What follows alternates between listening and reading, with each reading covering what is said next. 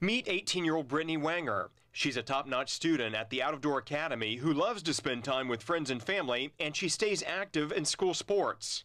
Oh yeah, did I also mention that she's just developed a computer program that helps diagnose cancer in its earliest stages? And the concept is that they're able to model the brain's neurons and their interconnections, so they can actually learn to detect patterns that are far too complex for humans to detect.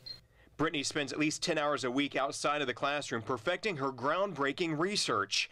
One of her programs helps detect leukemia early, while another creation can help locate abnormal cell development in breast cancer patients. When I was in 10th grade, my cousin was actually diagnosed with breast cancer, and I kind of saw firsthand the impact this disease has on a woman and her family. I was really inspired to get involved to make a difference. Brittany says that her natural curiosity and interest in coding artificial intelligence has been a major driving force since she was just 10 years old. We were waiting for her to grow out of the Y phase, and that never happened. And the questions started getting where we couldn't answer them. The programs are already being used in some of the nation's leading cancer research hospitals, and they're getting results. Actually, the breast cancer program is working with 2 institutions now, and it's in beta testing. And so far, Lincoln Medical Center, which is a hospital in Philadelphia, has actually given me samples, and I've proven that it's worked with all their samples.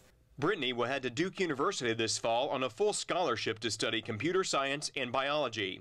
She plans on becoming a pediatric oncologist. And while she spends a lot of time here on campus perfecting all of her research work, her mom says that Brittany, for the most part, is just a typical kid at heart. She will go to the movies. She will. Last night she was at a slumber party. In Sarasota, Rob Wells, SNN Local News.